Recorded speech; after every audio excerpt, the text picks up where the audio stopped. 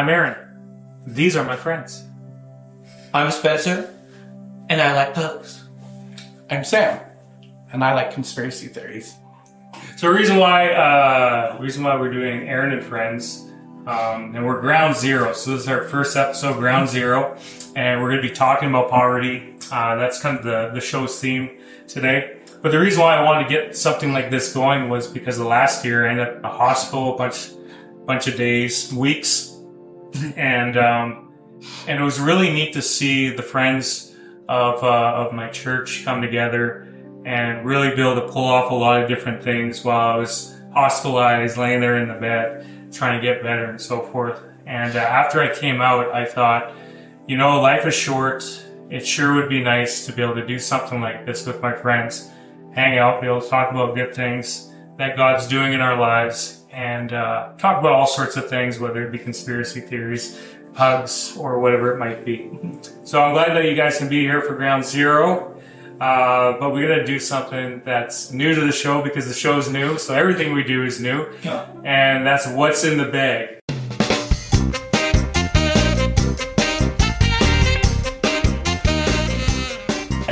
All right. So today I brought candied bacon cream soda. Ooh.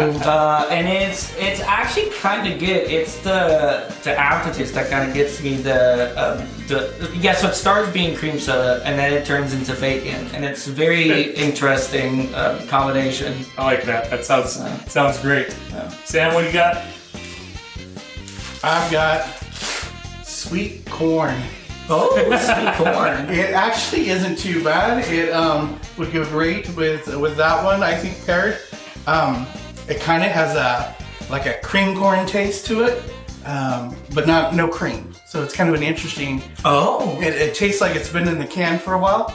Might have been some rust. I mean, it's been around a while. It's like taking a shot. But it's interesting. Yeah.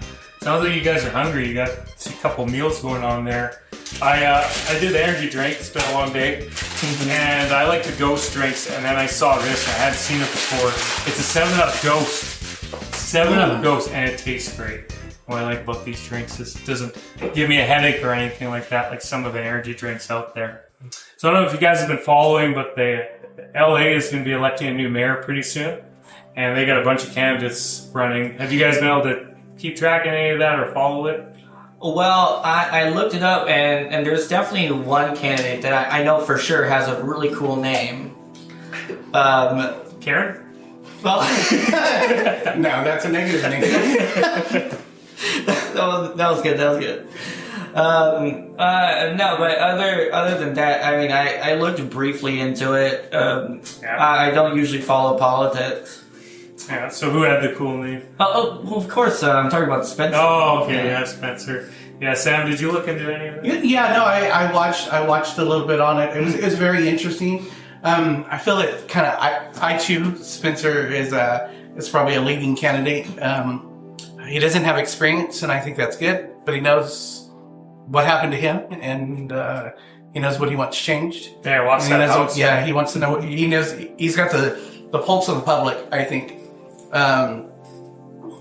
Yeah, so there's that, and then his ads have just been unbelievable. I mean, It reminds me of Trump.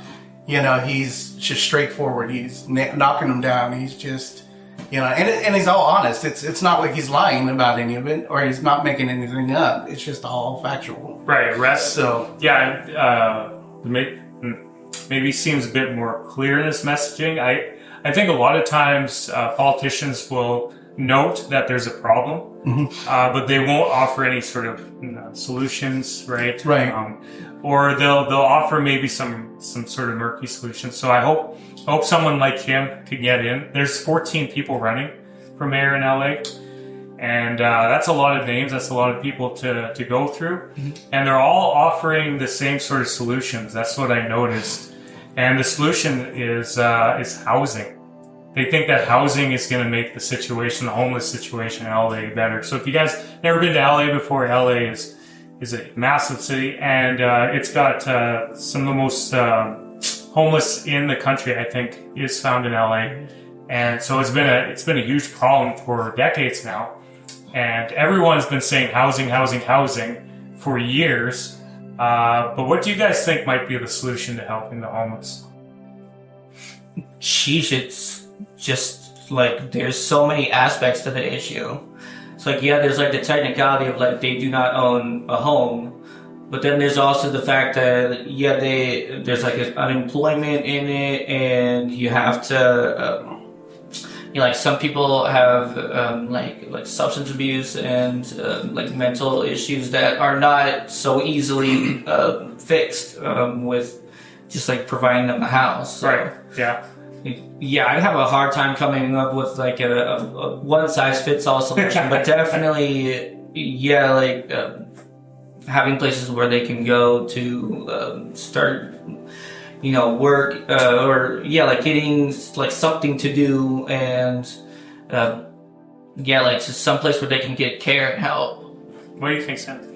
Well, I mean, a lot of them are having mental or drug issues is part of it. I think that's the bigger the problem there, because there's a lot of government assistance already that helps with housing and things like that. Mm-hmm. So if they truly wanted to get into a house, they would find a way to get into it, even if 5 of them rented an apartment together.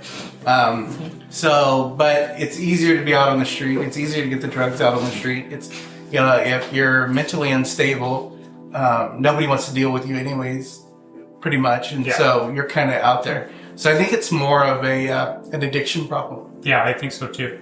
Yeah, I think if they went after the guy selling drugs, you know, which is just, it blows my mind, right? Here in our hometown, we could go to the west side and easily we could find the guys that are selling drugs. Yeah. Like, no problem. We're not trained in this at all to find guys like that. And so I think if there was a political will to, you know, stomp out the guys selling drugs, they could easily do that. But I just don't see the political will there. Yeah. So hopefully someone like a Spencer could come in and start cracking down on those things, because that would make life a whole lot easier in LA.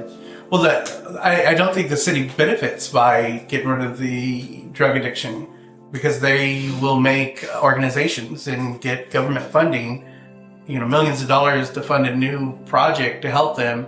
And it doesn't matter if they help them or not. They get the money, and that's all they're really after. Because if they were really helping them, they wouldn't be handing them out. They would be gathering them up. They would be seeking care for them, real care, you know. Right. You know, mentally, you know, give them some type of a counselor or something like that, and try to really help them, and not just try to put a Band-Aid on them. Yeah, I think so too.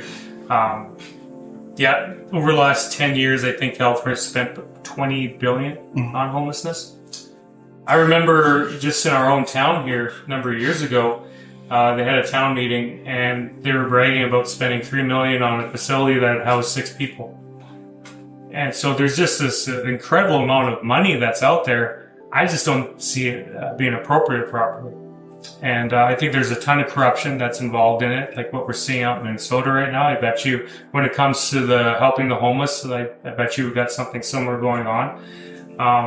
And so, yeah, hopefully we get someone in that's not a politician. I think that'd be great for LA. That'd be great for California. Yeah. Well, I did love Spencer. Spencer said they had asked him who his political role model was, and he said Jesus. Yeah, he said Jesus. So really? Yeah. So I thought that was really interesting, because, you know, that's, you know, people don't assume Jesus to be political, but he was constantly political with everybody. Right. You know, the government and the churches, you know, kind of a thing. And so yeah, for sure. It was interesting. So back in the day, I don't know if you guys remember, but the homeless situation used to look a lot different. Yeah. So what did it look like, Sam, if you can remember, maybe Spencer, you can remember something from back in the day, but do you guys remember it looking different, what it used to look like back in the day? Sheesh, I think I might have been like too young for to like really notice it. I can't think of anything off the top of my head, because I've only I think the farthest back I've seen was like back in I know it was when I was in high school, but we went to like a spring vacation where we worked out in like Skid Row on like some projects. I believe that's where we went, and I mean that was still a really good experience. But I feel like it looks very similar. There was like people in LA just like in tents on the side of the street. And how old were you? Do you remember? Yeah, I was in high school. High school. I don't remember which year it was though. Right. So, what was that? Yeah, like 2011 to like 2014. Okay, somewhere around there. And then Sam, you grew up in the church, you know, so a lot of times church is doing stuff with people. Yeah. You know, I would say the homelessness, I don't think was that big back in the 70s and early 80s. And if it was more like kind of a hobo type more. You know, it wasn't the drug addicted. It wasn't the, you know, the giving up on society type people. It was just kind of people that were down on their luck, or, you know, they'd been kicked out of their house, you know, or something like that. Or, you know, they want to travel. They want to be free, a little more free spirited because, you know, coming out of the 70s and things like that. So, yeah, I saw it a lot different. Right? Yeah, and not very much of it. I mean, it was very rare to see. More with the hippies and. Yeah, it was more like that. And, yeah, or the winos. Every town has like a wino, right? Yeah, but I don't think they were looking as much for handouts. Most of them were like, you know, can I do something to help?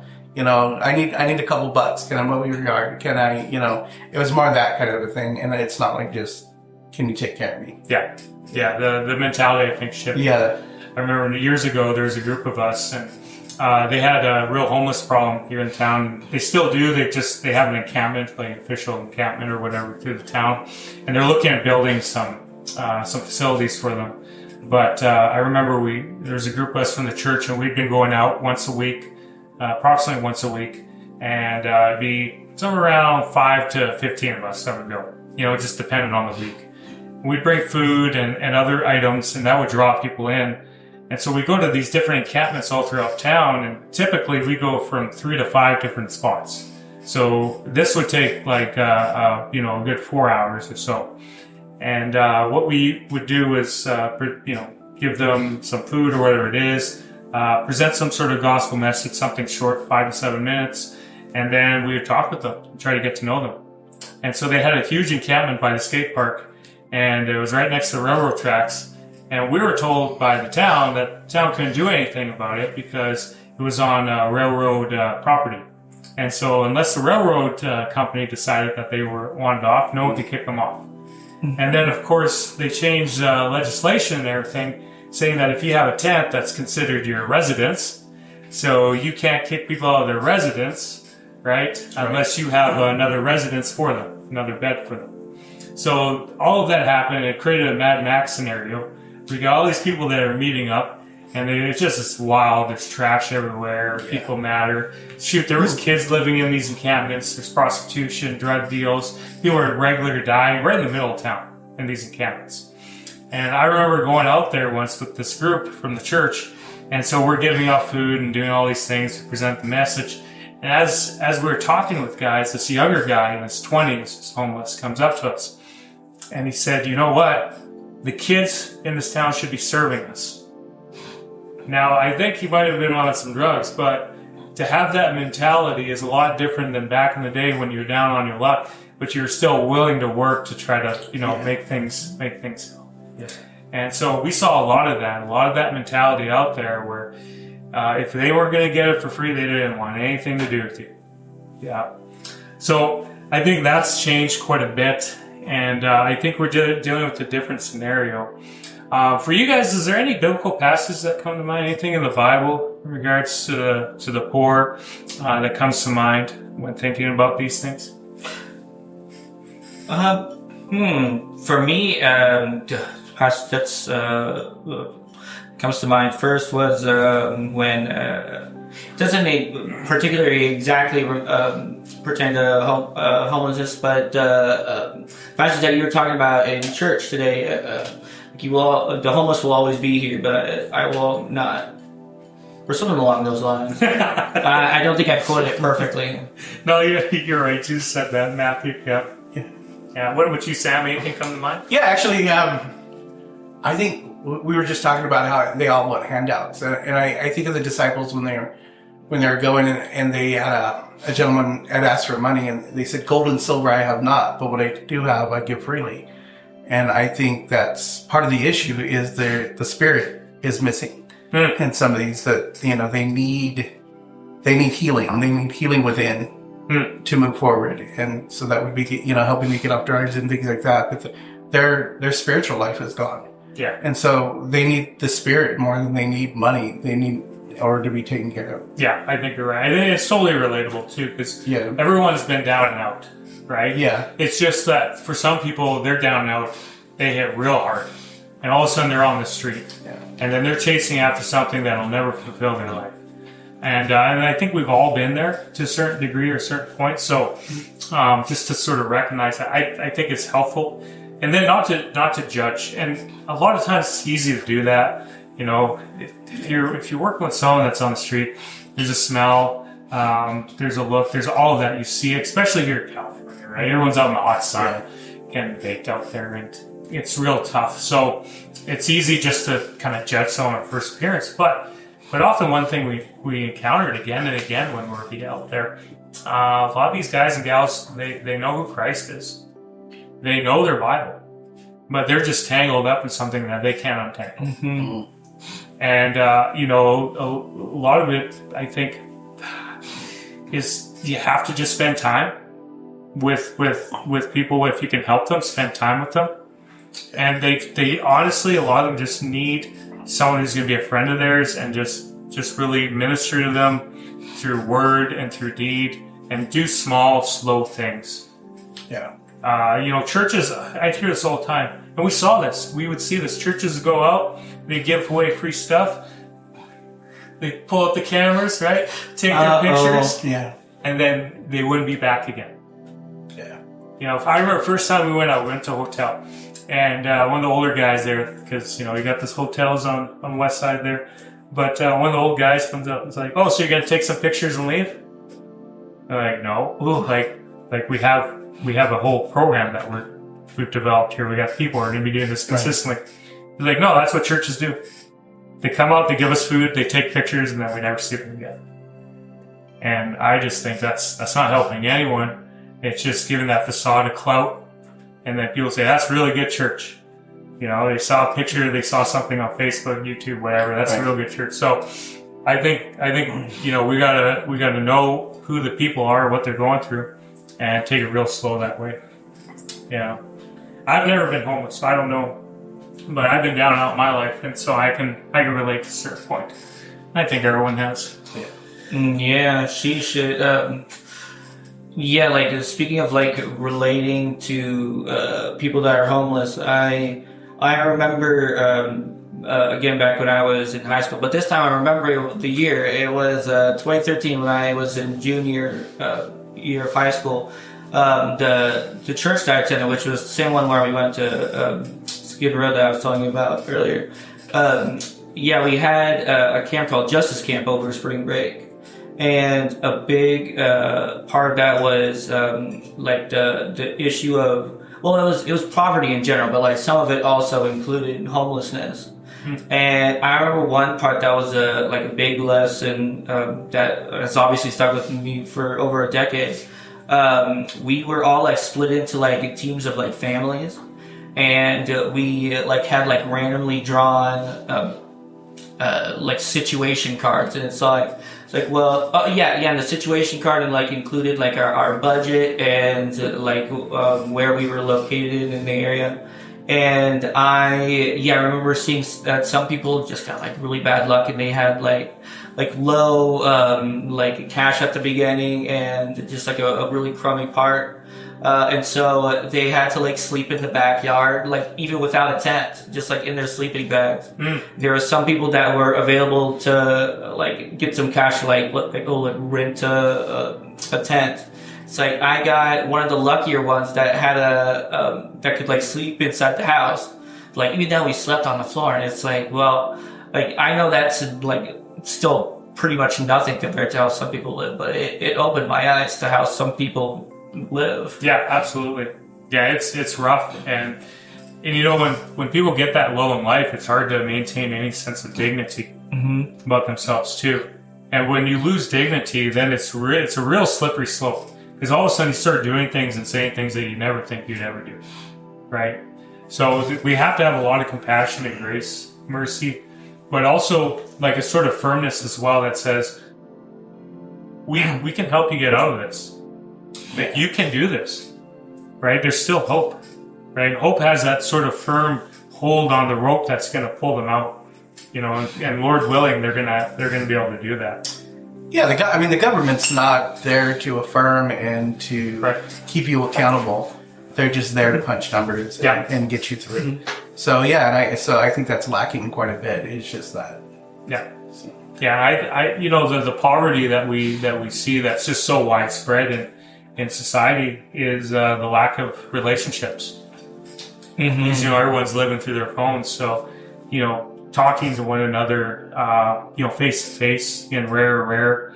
A lot of people, they don't even return phone calls anymore, text messages, like they're getting so bad at that. So I think we have sort of a different sort of poverty that we're seeing. And if we could fix that poverty, then I think a lot of the other types of poverty end up getting fixed too.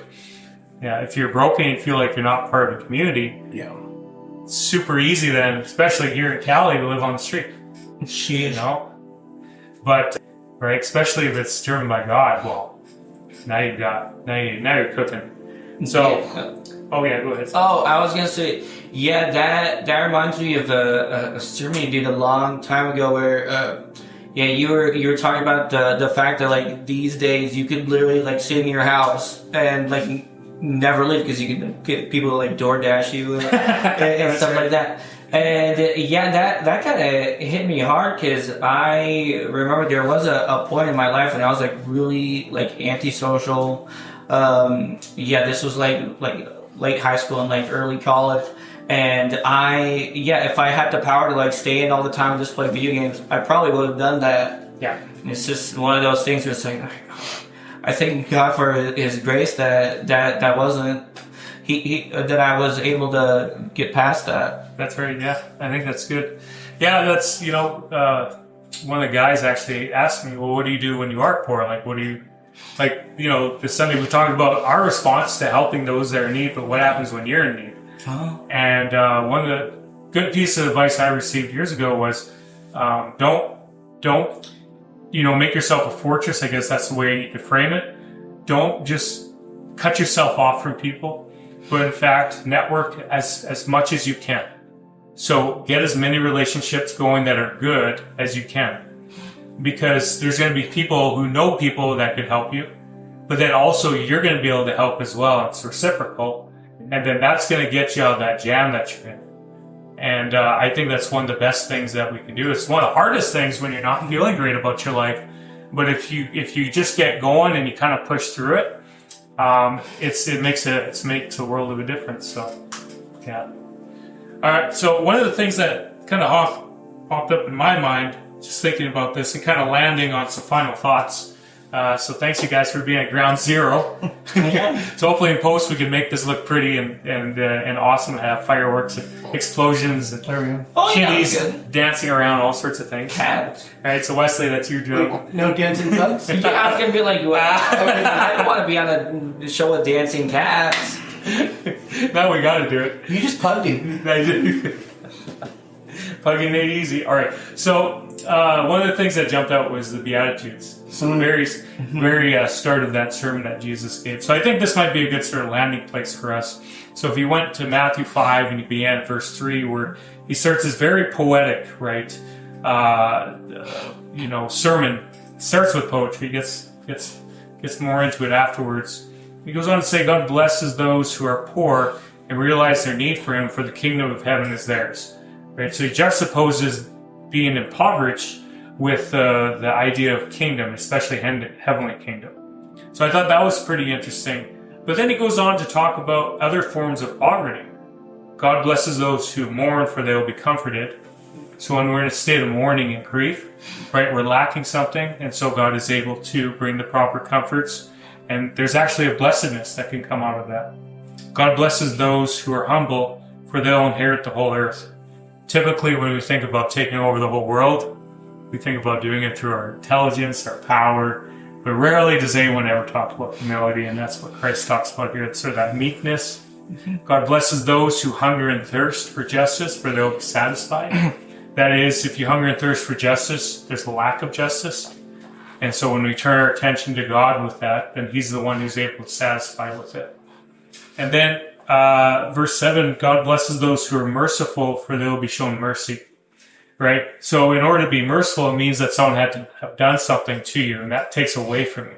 Mm-hmm. And usually that's why we want vengeance. We get angry. We want, to feel we want them to feel our wrath, that sort of thing. Mm-hmm. But rather, there's this notion of providing mercy. And so if you provide mercy to others, they'll provide it to you because it's a reciprocal thing that way. But then also, that's how God operates, right?